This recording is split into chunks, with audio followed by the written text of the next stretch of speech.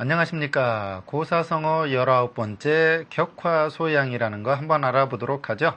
우리가 어떤 일을 할 때요, 노력은 해보지만 얻는 성과가 별로 없거나 형편없을 경우, 즉 일이 철저하지 못해가지고 성에 차지 않을 때 하는 말을 격화소양이라고 합니다. 격화소양이라는 말이 어떤 뜻인지는 좀 이따 이야기하고요. 하는 일의 노력에 비해서 또는 방법이 잘못되어서 효과나 성에 차지 않는 경우 격화소양이라는 말. 그러면 낮자 공부 먼저 알아봐야 되겠죠? 첫 번째 낮자 공부입니다. 같이 보도록 하죠. 사실은요, 이런 글자가 있습니다. 그런데 여러분들, 이런 글자가 나왔을 때 여러분들은 둘로 나눠야 된다는 거 아시죠? 이렇게 나눕니다. 좌부 변이라고 하는 언덕하고 그 다음 위쪽에 다리 굽은 솥격이라는 자입니다. 즉 이게 무슨 얘기냐면 언덕에 막혀가지고서 멀리 하게 된다는 데서 막힐 격 또는 사이가 뜨다 해서 사이뜰 격자입니다. 우리 옛날에 이 다리가 굽은 솥을 보면 그 세 개 산바리처럼 돼 있죠. 이유가 뭐냐면 석삼자의 형태가 가장 안전하게 놓인답니다. 그런데 그것이 마치 언덕에 막혀 있는 것 같다. 우리가 어디를 가는 데 있어 언덕이 나타나서 무슨 일을 진행을 막는다. 그럼 막힐 격이 그렇게 생겼고요. 우리가 격리하다라는 단어를 보면 아주 쉬운 예로 멀리 떨어지게 해놓는 것을 격리라고 합니다. 우리 격세지감 할 때 격세라는 것은 세대를 거르거나 세대를 달리하는 것을 격세라고 하죠. 지금 보면요, 이 사이뜰 격자는 엄격히 따지면 이렇게 어떤 것과 매달려 있는 것과 그 밑에 사이가 뜬다는 거죠. 이렇게 볼록 올라온 곳에 산발이라는 어떤 형태의 솥을 이렇게 올려놨는데 그 사이에 그 안정되지 못하고 한쪽으로 기울어서 사이가 뜨는 거죠.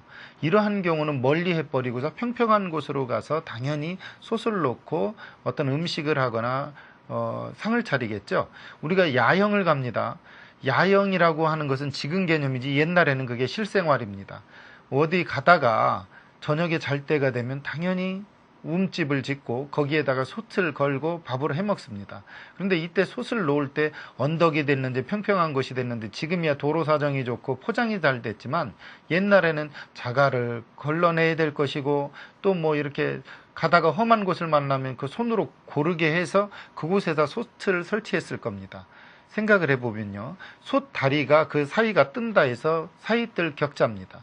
그러니 한자 한자의 의미에도 당시의 상황이 있는 거죠. 지금으로선 솥을 어느 곳에 올려놓든 사이 뜨는 경우는 드물어요. 농촌도 어쨌든 포장이 잘 돼 있고요. 여러분들이 만나는 야영지도 어느 정도 정리가 돼 있죠. 하지만 완전 야생 생활이라고 할 경우에는 말이 달라집니다. 사이뜰 격자는 바로 그런 의미로 만들어졌죠. 그 다음 자도요, 아마도 그런 의미가 또 나왔을 겁니다. 같이 한번 볼까요?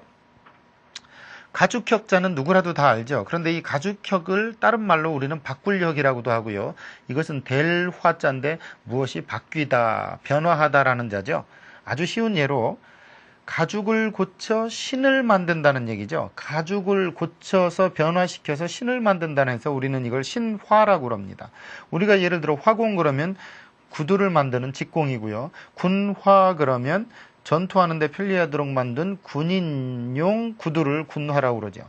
지금 보니까요, 이 신화자도 너무 재미있게 만들어졌죠. 가죽혁자가 고칠혁, 바꿀혁이 돼 있다는 건 우리가 혁신하다 할 때 쓰는 자입니다. 그 다음 또 가죽의 의미가 남아있을 땐 피혁 제품 또는 혁대, 가죽으로 된 허리띠를 혁대라고 그러죠. 이럴 때 우리가 가죽혁자입니다. 가죽은 다루어서 다른 걸로 바꾸죠. 신발이나 가방이나 옷이나 이런 의미에서 이것을 우리는 바꿀혁이라는 자가 있습니다. 그런데 그 가죽을 바꾸어서 다른 것으로 만드는 것 중에 으뜸이 신발이었습니다. 여러분, 옛날에는요, 야생 생활을 하는데 발이 얼마나 아팠겠습니까? 동물을 잡으면 그 가죽을 말려서 그냥 꽁꽁 묶어서 발을 쌉니다. 이것은 대단한 진보입니다. 예를 들어서요, 뛸 수 있는 가능성을 제공하는 거예요. 걸어서 살살살살 가야 되는 곳을 뛸 수 있는 힘을 준다는 건 대단한 거죠. 이 속도전에서 유리한 겁니다. 이 가죽혁은 그래서 바꿀혁이라는 아주 혁신적인 글자로도 쓰이죠. 한자 한자가 이렇게 됐습니다. 그러니까 격화라는 글자는 이렇게 만들어졌고요. 다음에 또 어떤 자가 또 어떻게 만들어지는지 한번 같이 보도록 하죠. 이번에는 긁을소라는 자입니다. 너무나도 재밌는 게 이건 손수라고 그래서 제방변이라는 거 여러분 부수 공부할 때 배웠죠? 이건 벼룩조라는 자입니다. 즉 너무나도 쉬운 건 손으로 벼룩이 물은 곳이 가려워서 그곳을 긁는다 해서 긁을소자입니다.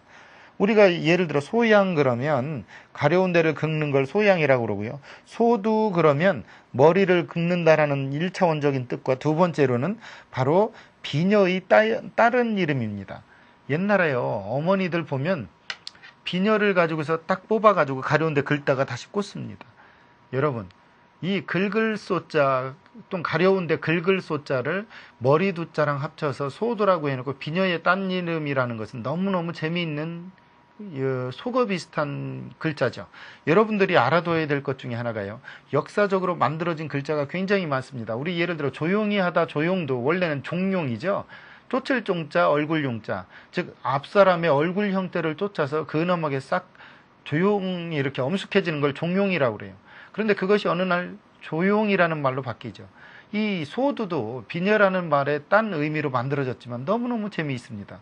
저 학생은 그렇죠. 선생님은 비녀가 필요했겠다고. 옛날에는 남자들도 비녀가 있죠. 동곳이라고 하는 거. 남자가 장가를 가면 댕기를 머리 위로 틀고 그것에 동곳을 꽂습니다.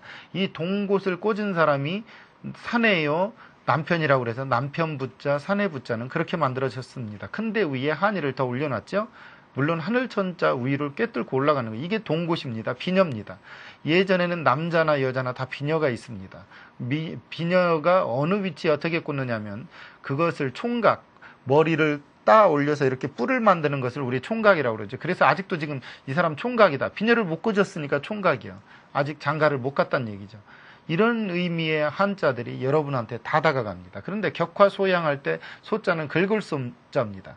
여러분, 가죽신을 신고 발바닥을 긁은들 그게 시원하겠습니까? 그러면 다음 글자 또 한번 알아봐야 그 의미가 계속해서 파악이 되겠죠? 네, 같이 보도록 하죠. 같이 보겠습니다.